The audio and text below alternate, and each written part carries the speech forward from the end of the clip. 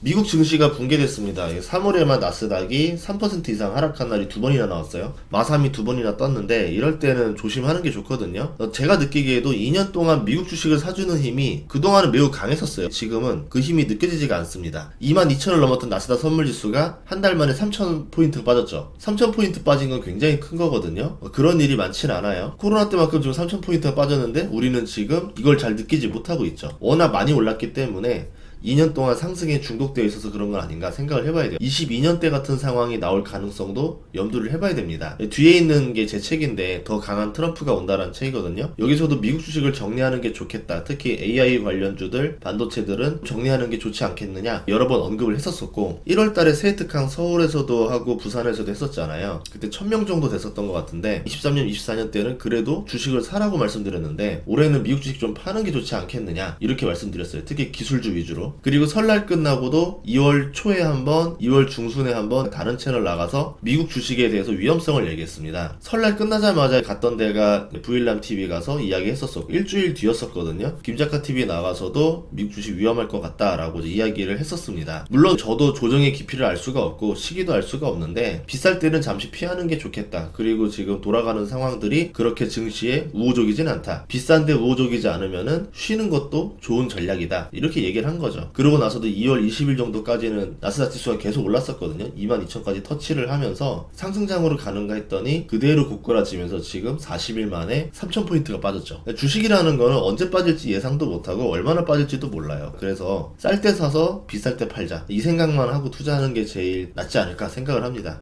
대통령이 바뀌는 첫 해예요. 당연히 그 첫 해에 주도주가 나올 거라 보고 있고 계속 새로운 시대가 열릴 때마다 새로운 투자 방법을 요구하더라고요. 여러분이 이 기회를 놓치지 않았으면 좋겠다라는 마음으로 만들었습니다. 2025년 같이 부자 됩시다. 어제 3% 증시 하락시킨 거는 PC 충격인데요. 연준에서 가장 중요하게 생각하는 개인 소비 지출이라는 지표인데 예상보다 이게 좀 높게 나왔습니다. 보다시피 기대 인플레도 5%를 찍었거든요. 지표가 전반적으로 다 좋지 않았어요. 작년에 돈을 풀었었던 바이든이랑 올해 관세로 협박하는 트럼프의 콜라보 결과물이 나오고 있는 겁니다. 이 밑에 있는 미시간 인플레이션 기대치는 트럼프 관세에 대한 두려움 때문에 5%까지 치솟았죠. 금값은 3,000달러를 돌파하자마자 이틀 만에 3,100달러를 돌파했습니다. 그러니까 스태그플레이션 우려가 치솟고 있다 이런 얘기들이 나오는데 스태그플레이션까지 갈 수 있을까는 모르겠어요. 경기는 위축되고 물가는 떨어지지 않으니까 기업들의 실적이 안 좋게 나올 수도 있겠죠. 거기에 과거와 다르게 엔캐리 청산에 대한 압박 시기가 다가오고 있습니다. 이것도 언제라고 정확히 모르겠지만 엔캐리 트레이드는 2년 동안 유리했던 거고 올해부터는 엔캐리 청산을 하는 게 더 유리한 시기가 됐거든요. 그러니까 미국 증시에서 들어왔던 유동성들이 빠져나가는 썰물의 시기가 다 되고 있다는 겁니다. 그리고 지금 이 상황을 만든 거는 연준과 바이든 정부가 만든 이기적인 콜라보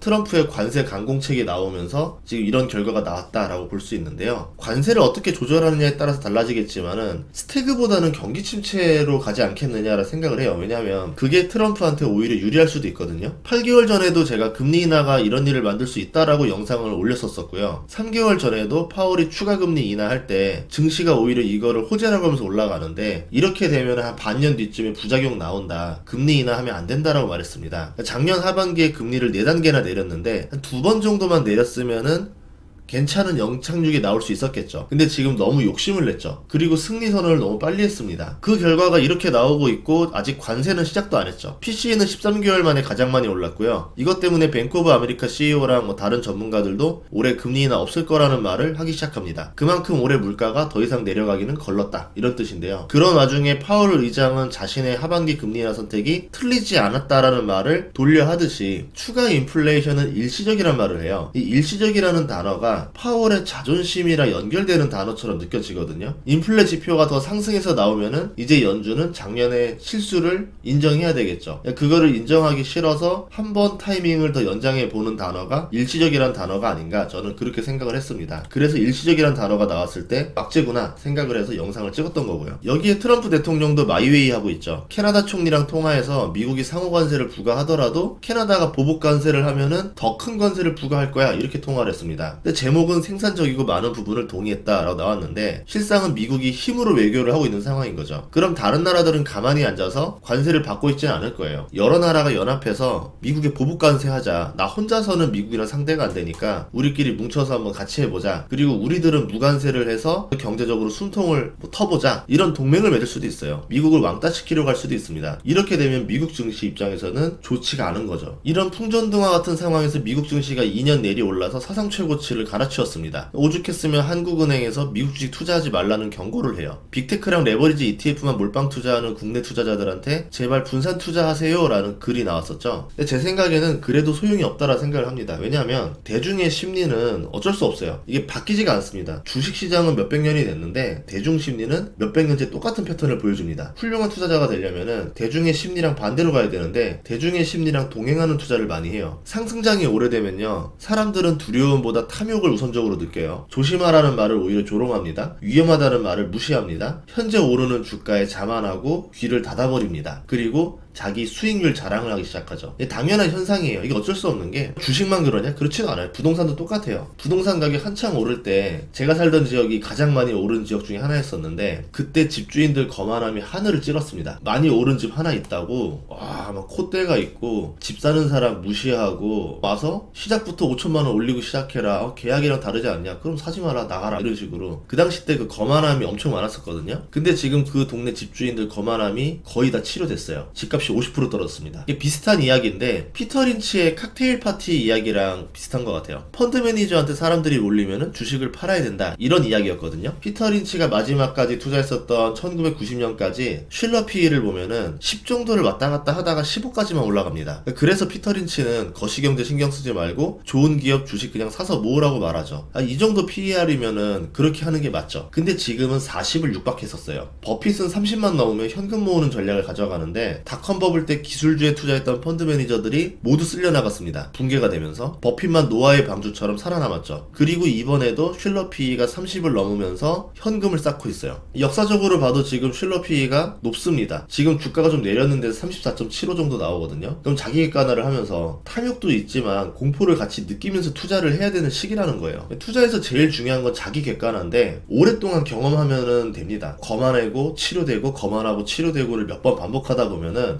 거만할 필요 없구나. 치료될 때 그때 현금이 있으면 부자 될 수 있구나. 이런 걸 느낄 거란 말이죠. 경험이 없는 사람들은 자기 객관화 할 때 좋은 방법 중에 하나는 차트를 보는 것도 괜찮아요. 월봉인데요. 이렇게 큰 장대 음봉은 10년간 2번밖에 없었습니다. 22년 4월에 금리 인상을 한 번 했는데도 불구하고 빅스텝이 필요합니다. 이랬을 때랑 지금이랑 비슷해요. 코로나 때조차도 하락하자마자 V자 반등하면서 음봉 길이가 이렇게 길지 않았거든요. 이번에는 좀 유달리 길긴 깁니다. 또 하나는 회복 기간인데요. 22년 말에서 23년 초에 마지막 조정이 오던 시기였었어요. 회복까지 한 달 걸렸어요. 그리고 3월에 실리콘밸리 은행 파산 충격도 한 달 정도 걸렸습니다. 10월 말에 고금리 충격은 2주밖에 안 걸렸어요. 그러니까 상처가 빨리 아무는 장세였다는 거죠. 그만큼 상승의 힘이 강한 때였다. 24년부터는 상처가 깊어지고 회복도 조금씩 느려집니다. 둔화되고 있다는 거죠. 5월에는 23년 대비 큰 악재도 아닌데 121선을 깰 뻔했었고요. 회복도 40일이 걸렸습니다. 7월부터 급락했었던 8월 5일 블랙몬데이는 121선을 깼고 회복에 40일이 걸렸고요. 그마저 전고점 회복하지 못하고 다시 121선을 또 깼어요. 그리고 한 달 동안 복구를 했는데 7월 전고점 회복하는데 3달 걸렸습니다. 트럼프 당선 기대감으로 증시 복구가 가능했는데요. 트럼프 기대감이 없었으면은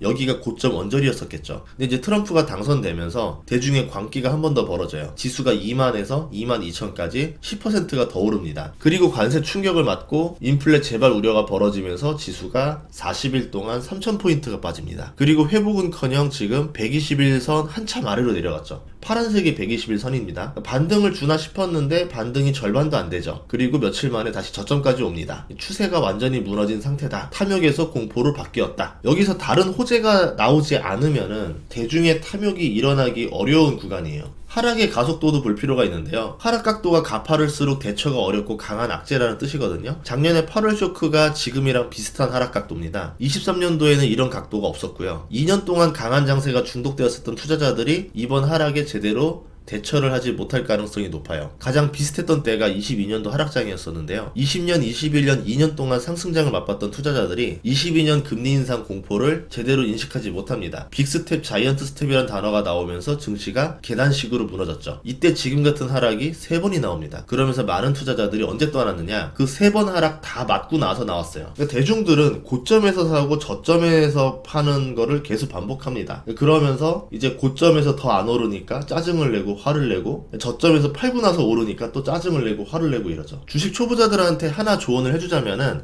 120일 평균선이 하락 추세가 끝나고 상승 추세로 돌아설 때가 주식을 사기 좋은 시기입니다. 고수들은 그렇게 하진 않겠지만 초보자들한테는 이렇게 말해주는 게 훨씬 낫더라고요. 파란색 선이 120일 평균선인데요. 주가의 120일 평균값을 선으로 만든 겁니다. 장기 추세를 알려주는 거죠. 2019년부터 2020년 코로나에도 121선 추세가 안 무너졌어요. 21년 말까지 계속 올라갑니다. 22년부터 1년 동안 121선을 하락하다가 23년부터 다시 상승세로 돌아서요. 이때가 투자할 시기였던 거죠. 그리고 지금까지 상승했습니다. 그리고 지금이 이 추세가 꺾이려는 지금 시점에 와 있죠. 호재 없이 악재가 연이어서 나오면은 이 장기 추세가 무너지게 됩니다. 문제는 이 선이 후행지표라서 이걸 보고 주식을 팔면은 손해를 좀 보고 나와야 되긴 해요. 그러니까 선행지표의 개념은 아닙니다. 그래도 초보자들이 볼 때는 직관적으로 이해하기 좋아서 이렇게 설명을 드린 거고요. 주식이라는 게 정말 살아있는 동물 같아서 악재가 많은 와중에도 예상 못했던 호재가 나오면은 그때부터 다시 반등을 하기도 하니까 무조건 떨어진다 이렇게 단정 지을 수는 없어요. 계속 나오는 호재랑 악재를 보면서 이게 시장을 바꿀 수 있는 키플레이어냐 아니냐를 판단하면서 계속 나가야 되겠죠. 이렇게 영상을 정리해봤습니다. 다음 시간에도 좋은 정보로 찾아뵐 테니까 구독과 좋아요, 알림 설정 부탁드릴게요. 고맙습니다.